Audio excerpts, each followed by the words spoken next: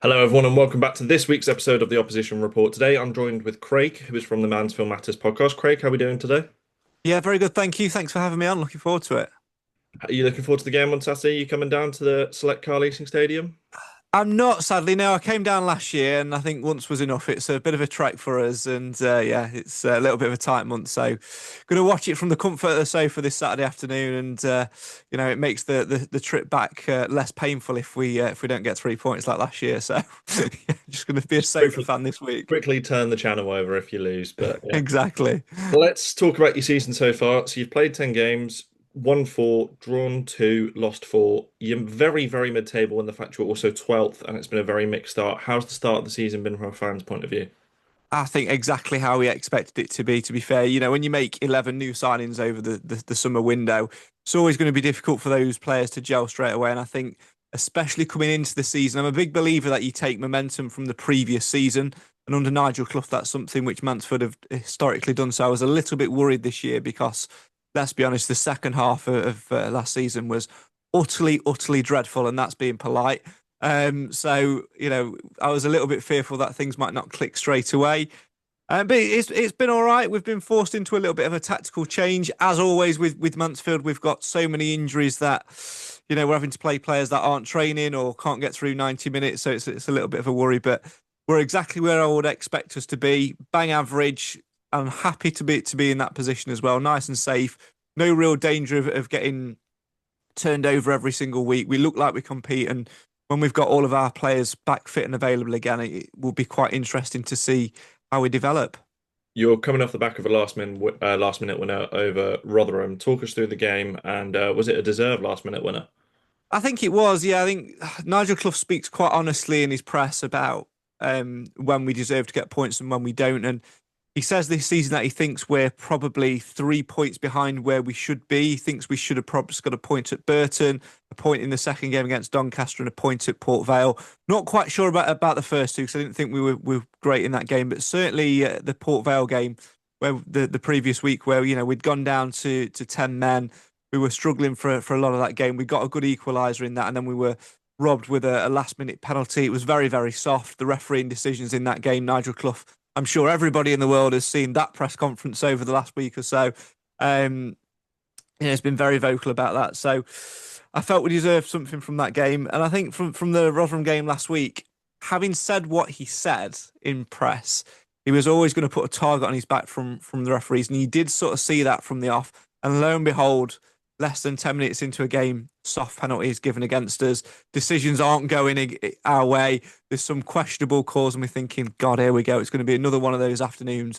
But we didn't collapse. We dug deep, and with players that hadn't trained, a patchwork side, um, we really dug in, and we were good value for it. We scored a decent equaliser, nice bit of quick thinking, and then we just looked strong, and we looked like we were going to push on. And even in the last minute, you felt that we could get something and talk about making an impact. He throws Dom Dwyer on and he runs. I think it takes him less than 30 seconds to run from the touchline, coming on as a sub to put the ball in the back of the net from Aaron Lewis's free kick. So very much deserved. I believe in swings and roundabouts in this league as well. So yeah, something was bound to come our way. And having not gone our way the previous week, I think this one certainly did. So yeah, very happy with that on Saturday. You spoke a lot about Nigel Clough there and a press conference that, if I'm honest, I probably have seen, but I'm not too familiar with. Could you explain to us kind of what happened for any fans that haven't seen it? So Nigel Clough launched into a bit of a tirade against the referees. He's spoken quite vocally about referees in his tenure as Mansfield boss, and certainly over the last year or so, since he's been a little bit more open towards retirement, sort of coming a little bit quicker than what we'd like. He's not held back. And on last week, after the Port Vale game, where several sort of decisions went against us, we had a soft penalty given against us at the last minute, obviously a red card, which was a red card, but then numerous other decisions there. One example was one of their players pushed Aaron Lewis in the face right in front of the official, the linesman, the official on the far side. And somehow both players got booked for it, whether it was, a violent incident off the ball, and a free kick went against us. There were lots of little decisions, and it was basically asked about the standard of refereeing again. And the interviewer, the club's media man, said, "Oh, I'm quite surprised by your reaction because your dad famously was quite pro referees." And Nigel laughed, gave a bit of a coarse smile, and went, "No, he wasn't," and launched into a tirade where he basically accused referees from the 70s of blatant corruption and various other things. And there was a few bleeped words which the club had to put in. It was very honest, very open, but it certainly caused a little bit of a stir. And I think any referee watching that will think, "Oh, he's just having a go again." And just it's one of those that gets you back up, and you sort of think as a human being, "Oh, I'll show him," or whatever. So there's a bit of a target on your back. But if you haven't watched it, I'd urge you to go back. Not this week's press conference, the previous weeks, and it's about 22 minutes long, but it's worth every single second of it. Nigel Clough overall, obviously got you promoted, I believe, out of League Two. What's the fans' general opinion of him? Because I'm assuming they hold him in quite a high regard. He kept you in the league last year as well. The first time of asking, you started okay, but what's the kind of feeling around Cloughie? I think, well, firstly, don't call him Cluffy because he will absolutely rip your head off for that. Yeah, he will. Yeah, he wouldn't. It was another Nigel Cloughism where we did like a club open day, and a little kid said thanks Cluffy or something, and he went, "It's Nigel, not Cluffy," but he said it in a very stern dad tone, which was quite. How very Brian Clough of him. Yes, 100% yes. And he says that it's not like his dad at all, but you can definitely see the mannerisms. It's definitely there. As for Nigel, or Mr. Clough, whichever one you call him, no, just Nigel. Fantastic for us. I think you'd be hard pushed to find a fan that doesn't want him here. I think there was a few, probably myself included, a little bit last year towards the second half of the season that questioned how long it would go on for. Not that we wanted him sacked from post, but how long it would go on for. He's made no secret, perhaps over the last, in fact, since the year that we got promoted, that he was going to retire. And he actually said in a fans forum in that year, about 2 months before we got promoted, that if he didn't take us up, he was going to walk away, and that was it. And he'd just retire. Then he got a year's extension as part of his deal for taking us up. Then he signed a contract extension in this window, and I think a lot of us perhaps expected him to retire at the end of last season as well, and he didn't. And he just continues to go, and I think us as fans would love to see him stay for a long time. He's come in and done an absolutely phenomenal job, and when he first arrived, it was obviously the horrendous COVID season. Mansfield had a terrible start under Graham Coughlin. Why we ever appointed him, no idea. It was horrendous. We didn't win a game, bottom of the league. Players on stupid wages, probably championship wages for a League Two club with no income coming from elsewhere. Dreadful start. And the first thing Nigel said was, first thing I'm going to have to do is sort the squad out, get the budget down, and he did that. Then he stabilizes us and puts together a squad which got to the playoff final, which was fantastic. Following year, we missed out on the playoffs by I think a goal on 1 goal on goal difference because we had a poor start, and then obviously the year after that took us up. Last year was similar. We took that momentum from promotion and had a great start. Dropped off because we didn't really make the investment in terms of players, and we lost Lee Gregory at Christmas time last year, and his contribution prior to Christmas was phenomenal. And it just showed how much one player made a massive difference. And what Clough's done now, he started the cycle again. He's rebuilt the squad again, and we've got that feeling that we're on another trajectory. And I think we're all sort of secretly hoping that he gives us another year, 2 years, because I think we all think deep down, or sort of hope deep down anyway, that we don't expect anything this season, but certainly next season we'll be knocking on the door of the playoffs to try and push ourselves up a division. So we'd like to see him see that through, and I think none of us really want to have that conversation about what happens post Clough. So long may it continue. We don't do long-serving managers at Mansfield, so hopefully he's going to continue to book the trend and keep taking us forward. I think it would be a very sad day at Turk One Call Stadium when he decides to step down, because it will be him. It will be his decision. It won't be the Radfords. They'll keep him here for as long as they can. It will be very much up to Nigel and his backroom staff of when he wants to call it a day. That'll be it. Let's talk about the rebuild that you guys have had over the summer then. I've got a few names in front of me. First of all, Lee Gregory and Aidan Flint. So Lee Gregory, I believe he's retired recently, which I'm going to assume is down to injury problems. Yeah. Aidan Flint obviously left as well in the window. He's gone, I want to say, to League Two. Alfie Kilgore, Hiram Boateng, and Tom Nichols are the names that I picked out that have left. Let's talk about that first of all. Aidan Flint and Lee Gregory, two names that are probably quite familiar with a lot of Championship fans to a certain extent. Are they go well? How big of a miss have they been since they've left?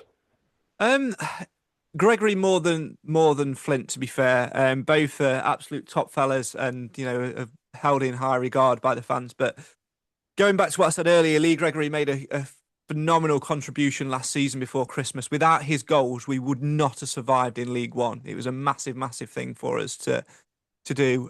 When he got injured, you could sort of feel that something was missing, and we knew that we needed to replace him, but we just didn't. And all throughout, close season, Clough was sort of saying, we're going to give him as much of a chance as we can to get fit. And it got to the end of the transfer window, first week of September, said, oh, he's probably 2 or 3 weeks away. He had setback after setback, and Gregory sort of decided, I need to put my health and my family first. I could probably give you another season, but what detriment is that going to have to my long-term health for my kids and things like that? And you have to applaud that and really, um, really sort of stand up and applaud that and wish him all the best. And there's a lovely little clip of him getting to say goodbye to the fans before a home game a couple of weeks ago, and the chants from the fans say absolutely everything about him. As for Aidan Flynn, again, phenomenal for us in the season that we went up. Quality League Two defender. And I don't know about your opinions on this, but I'm a massive believer that certain players suit certain systems and Yes. don't certain others. Aidan Flint is fantastic in a back four, but he's not fantastic in a back three. He's a head it and kick it man. He's a local lad, brilliant, love him, absolutely love him. But when we changed to a back three last year, he just didn't have the pace. He wasn't getting in, and Nigel Clough just ended up utilising him as an emergency striker. It didn't work. Didn't score a single header for us. Ironic now that he's now at Warsaw, captain there, and he's Scoring them started every week. scoring headers for them. So um, he'll do really well for Warsaw. He's a great League Two player. He's a good League One player as well, but he just didn't quite fit in our squad last year. Let's talk about those incomings then. I'm hoping I'm not going to mention the one that you don't think's particularly good. I've only got a list of a few of them here because I didn't want to go through all of them, but the one that stood out to me was Tyler Roberts, ex-Birmingham, I believe. You've got Liam Roberts, who signed from Millwall, Ryan Sweeney, Carl Noyle from Stockport, and Regan Hendry were the names I had down. Talk to me if I've missed any that have been very good for you so far. Talk to me about those signings. Who stood out, who hasn't stood out, and yeah. I think Tyler Roberts is a good one to start with. Obviously on loan from Birmingham, good little forward, powerful, can play in a number of attacking positions. We've started playing with this sort of 4-2-3-1 formation, but the front four, if you like, are very interchangeable. There's not one out and out position, and Tyler Roberts suits that superbly well. Scored a good goal on Saturday against Port Vale, took it into the corner, making it not against Port Vale, sorry, against Rotherham. Tucked it into the corner, made it look quite easy, quite simple, and is a good handful for us. And I think realistically, he's the Gregory replacement. And we'll, I'm sure, be hopeful to try and get him on a permanent deal in January if we can. Luke Bolton, curse of the Mansfield injury room, not really played much, but when he has, he showed glimpses of quality. I think we only signed him to stop to basically stop other clubs signing him because he's got whenever he plays against Mansfield, he's torn us apart with his pace. So that's probably the main reason. Another one we've got three lads on loan from Nottingham Forest. I think we've become their feeder team this year. Kyle McAdam, left-sided players, not really played too much, so I can't really comment on him. Joe Gardner's looked lively when he has played, but again, another curse of the injury room. The biggest one for me is Jamie McDonnell, who sort of sits in that CDM role. He's been absolutely phenomenal. Was at League Two last year, Colchester, I believe, on loan. Their fans loved him. And to be honest, if we still have him after the January window, and if Forest don't recall him, I'll be very, very surprised because he's very, very good, capable of playing championship level easily. And I guarantee in 2 years' time, he'll be playing regular football for Forest, probably in the Prem. Is that good? He just reads the game superbly well. Future international, full international, fantastic.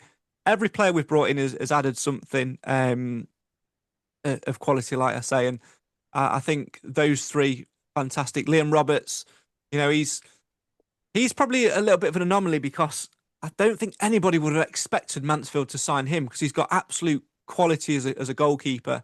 But given what happened to him on the pitch and off the pitch last season with the FA Cup incident, think perhaps mentality was knocked and jarred a little bit by that, and he's sort of come into an environment where Clough can put his arm around him. He knows he's going to play regular football week in, week out. If you're Nigel Clough's number one, you're Nigel Clough's number one. There's no shifting you unless he's injured or suspended. He looks a good fit for us. So he's been great.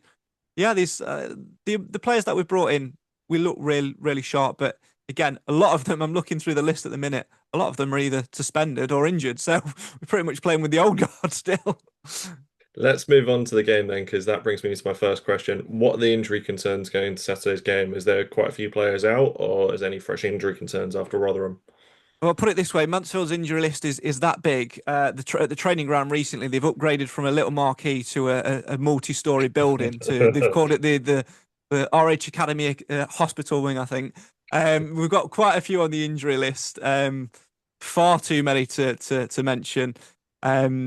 Reece Oates has just come back from injury. It's funny because Nigel Clough after the Port Vale game said, I said to Reece, can you do 45 minutes? He said no. He said, can you do me half an hour? He went, I'll try, but he's not fit enough to start next week. Lo and behold, he starts against Rotherham, plays 90 minutes. Madness.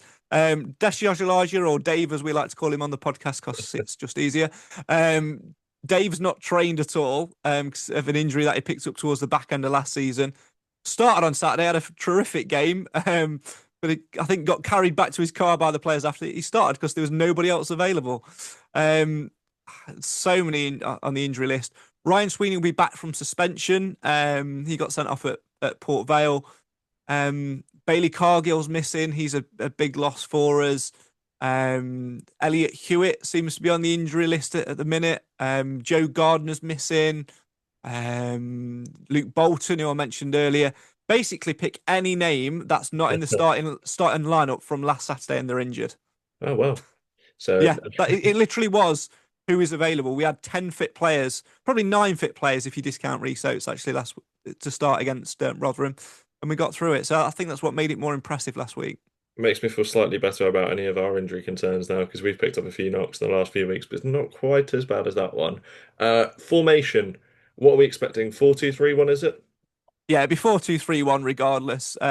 We might drop into a back five depending on availability, but at the minute we seem to have more attacking players available, which suits the 4-2-3-1 or more of a 4-2-4 really. Because I think that front four is so interchangeable. It's like having an attacking diamond. If one drops off to the left, one will go into the middle, and it really is quite a rotating front four. He'll stick with that. I don't think he's got the personnel available to play anything else. And to be fair to us, even though we did start the season and pre-season playing with wing backs and 3 centre halves, it didn't work against Burton, against Doncaster. Personnel and injuries sort of meant he had to change it, and he's sort of gone, oh, well, actually, this is all right, isn't it? So we'll stick with this, shall we? And we'll go with that. No doubt we'll change it again. We'll probably play in, a different formation come the time we meet again later in the season. But the one thing for sure about Nigel Clough, everyone says, what formation are you going to play? And I always say this, I can guarantee you it'll be Liam Roberts in goal and then 10 outfield players. Well, who is the one player Reading need to watch out for on Saturday? Whoever's fit. Nice and easy. Whoever's fit. Yeah, it literally is whoever's fit, to be fair. I'm just trying to think who started last week. Reece Oates is one to watch out for. But again, he has made a Gloucester lad. He's been at the club, 4 seasons, and he's only made 100 appearances. And, yeah. And we've had another player that's been at the club two seasons, and he made his 100th appearance, on Saturday as well. So it just shows you Reece Oates has probably missed as much football as he's played, which is a real shame because he's a good, powerful forward. You really see what he brings to us. He presses really high up the pitch. He's got bags and bags of pace. He's quick thinking. He can operate down either wing. He can operate as an out-and-out centre forward. He's got that bit. And Nigel Clough has stuck with him through thick and thin, almost through 2 full seasons of being injured and unavailable. He stuck with him, and you can see why when he plays him because he's powerful. So I'd look out for him. Jamie McDonnell, who I mentioned earlier, really good in that CDM role, reads the game superbly well. I call him the Artful Dodger because he keeps picking pockets, comes from nowhere to smash into people and win the ball, and just gives us that little bit of an engine. Probably Tyler Roberts as well. He's got that little bit of a flair. But yeah, whoever's fit and available, I'd watch out for. The two in my head that I'll be watching out for, because one of them, from what I remember, has I can't remember his first name, but I know his surname's Lewis. He has an absolutely awful trim and step tash. Is it Oh, Lewis? yeah, Aaron Lewis. Yeah, So Aaron Lewis is fantastic because he's got the banter with the fans. He loves it, but he had horrendous bleach blonde hair when he first came, and he just let his natural hair color grow throughout that season, and then has grown his hair. It must be shoulder length now. He's got a horrible mustache, looks horrendous, but he's what somewhat of that a good boy player. can do. Do you know what? You can look like whatever you want as long as you can do it with a football. I don't care. So and that boy can. So And the other yeah. one that I'm sure you're tired of, you probably roll your eyes when I say this, but Jordan is it Bowdry or Bowery that wears the number 9 at centre back. Ah, yes. See, you've cottoned on to the centre back thing. It's genius. Sir Yeah, Jordan Bowery. Jordan yeah. Bowery is great for us. The reason I don't put him in under one to watch is you don't need to because he's just Jordan Bowery. He is to say that, 4 years ago, 5 years ago, when Nigel Clough first arrived, he was our top scorer in a centre forward. His transformation has been fantastic. So a lot of people would have got rid of him. But he's one of those players who's just got the attitude which Nigel Clough loves. He'll play him absolutely anywhere. And he's already, he'll play centre half, he'll play wing back, he'll play midfield, wherever. His natural position now seems to be centre back. And genuinely, when we've had the injury crisis at the start of this season, Jordan Barry this season was very much looked at Nigel Clough as you're my utility man. I'll use you when you need you. And Barry's fine with that. He'll train hard and he'll be ready and fit and available. Sadly, he's now cursed and injured. He missed Saturday. He was a massive loss because him and Bailey Cargill have formed a superb partnership at centre back, and he just reads the game superbly well. And what he's probably done, Jordan Bowery, is for 33, 34, he's probably added 2, 3 years in his career because he'll just play centre back really, really well, keeps himself fit. We absolutely love him at Mansfield. He's a club legend. He epitomises what a leader should be. And it'll be a very, very sad day when Jordan Barry leaves. Not only for his attitude and the way he plays, but also for the confused look and on fans' faces when they see a number 9 going at centre back. I love it. I, Long may that continue. You know what? When the squad numbers came out in the summer, we all said, surely this is the year where Barry gets another number. I would have been gutted if he didn't get 9. He deserves it. It's there. in my head, I kind of assumed the fact he wore a number 9 means he's just slowly regressed backwards and he's found himself at centre back and is one of those strikers that can sort of play anywhere. So, finally, let's move on to the final question. Score predictions for the game. What's the score going to be? It's going to be an interesting one. I know you've not had the start which you guys would have wanted. We'll take in the momentum from last week. We've got Ryan Sweeney back available from suspension, so that will give us a little bit of breathing space, but not much. I think we might sneak it. I think we might sneak a. I'm gonna back us for a narrow 2-1 win. Okay, okay. I'm not gonna lie. I'm kind of hoping we can get something out of this game, given your injury crisis that you've just told me about. I'm kind of hoping now that we can press on and maybe get a win at home. Thank you for joining me today, Craig. Where can Reading fans check out your stuff? I'm sure I know you probably touched quite a lot on Mansfield, but probably some other EFL stuff in there as well. So where can fans check out your stuff? Sadly not. No, it is as the name suggests. Mansfield Matters could not care less about anything else in the EFL or the Premier League. You could ask me any question about the Premier League, international football. I wouldn't have a clue. It's all about Mansfield for us because Mansfield matters. So just search for us at MTFC Matters, Facebook, Twitter, YouTube. We're on there. Come and give us a watch live if you want. We do silly games. We don't just talk about Mansfield. We do play silly games as well, but that's mainly just to entertain ourselves. So yeah, come and give us a watch and join the conversation. Anyone's always welcome. Well, thank you for joining me today, Craig, and come on, you Ars.